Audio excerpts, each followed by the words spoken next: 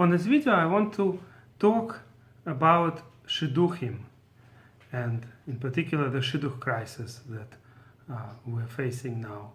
And a lot has already been discussed, and of course I'm not going to talk about all the aspects of this issue, but one problem that I personally see as a shadchan, I used to be a more active shadchan some 7 or 8 or 9 years ago, and now I'm much less active in this. And I think a lot of people go through similar first excitement about being able to help other people and possibly be a part of such a great thing, to be able to actually match and be a part of the establishment of a Jewish family and the children that will be born later. It's such a task, when as a shadchan you can become partners with Hashem himself, in a sense. Like the Gemara says that nowadays Hashem is busy doing matchmaking, basically doing zivugim, even though it's said in a form of agada in the Talmud, but there is, according to the Kabbalists, there are mystical secrets in the statement, but even the simple meaning of it is there's still a lot to learn from. It's definitely a great thing to be. It's a very great task to be a shadchan, but a lot of people after a while lose that excitement and become discouraged. And I found something I want to read for you from the book called Advice for Life. It's a book by Rabbi Chaim Walder, a very well-known rabbi and also a counselor, a social worker, a psychologist of sorts in Israel, who became famous through his radio program where he reads stories written to him by kids and later by adults too. And then he started writing them down and published a few books called Kids Speak, People Speak, Real Kids, and other similar books from the same series, Our Heroes. They're all full of stories of kids and adults that are extremely important. There's so much to learn from these stories. But lately he decided apparently to write his magnum opus of sorts, Advice for Life, where there is basically everything in this book. All kinds of advice for all kinds of things, whether it's Shiduchim, whether it's of kids going off derech, parenting, whether it's payments, budget, how to cover the expenses for the wedding. Everything is in here. It's a fantastic book. It was written as he usually writes in Hebrew, and translated and published by Chaim. So I'm reading for you a small paragraph on page 362, 363. When it comes to Shiduchim, there are many people who choose silence out of fear of how the parents might react to their suggestion. I mean, the same is true not only with regards to parents, just in the Haredi circles, usually the Shiduch is offered to the parents. In the more modern circles, the Shiduch may be offered directly to the person looking for the Shiduch, to the boy, to the girl. But in either case, the problem is a lot of times we get discouraged as shadchanim because of the reaction to our offers. So others will tell the family, do not compromise under any circumstances. Your daughter is an excellent girl. Meaning, when a shidduch is offered, there are these do-gooders who might offer advice saying, you couldn't compromise on anything because you deserve the really, really best. And therefore, anybody who suggests less than that is certainly a rasha and certainly stupid to even make such a suggestion. How dare he make such a suggestion for such a great girl, a boy who has this or that problem. And the other way around too. So Rabbi Chaim Walder writes, shockingly, they turn the tzaddik, in parentheses, the shadchan, right? In this case, the shadchan is the tzaddik, he's trying to help. A lot of shadchanim work for free, including myself. We just want to help other people. Into a rasha, meaning look at who he has the gall to suggest to us. So they turn a tzaddik into a rasha. And the rasha into a tzaddik, the other way around, right? The person who, in this case, discourages the shidduchim. Even he said we cannot agree on to this shidduch. Finally, someone who understands us. So the point is that while Rabbi Chaim Walder's statement here is intended for the prospective shadchanim to encourage us that despite the fact that we sometimes get reactions like the one he's describing, that we should still continue doing our job and trying to help people.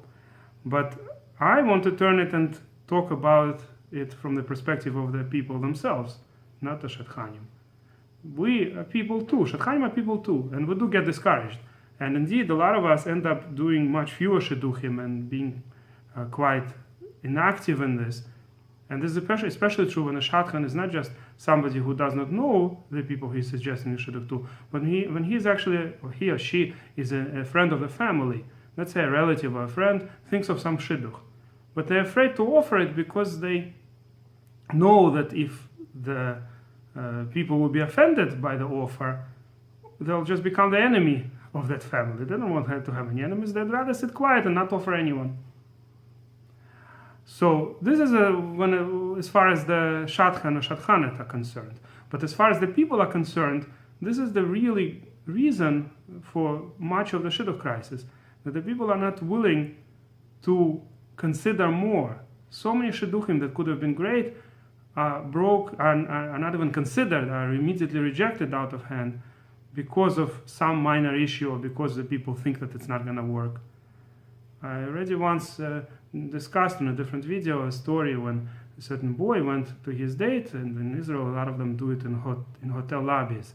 So he thought he found a girl that was waiting for him, and it was a little bit loud there, so he asked her if she's that girl and mentioned her name, and he thought he heard that she said yes, or she didn't hear him too well, so he sat down and they really had a great time, and he really thought, this is my match, this is my bashert.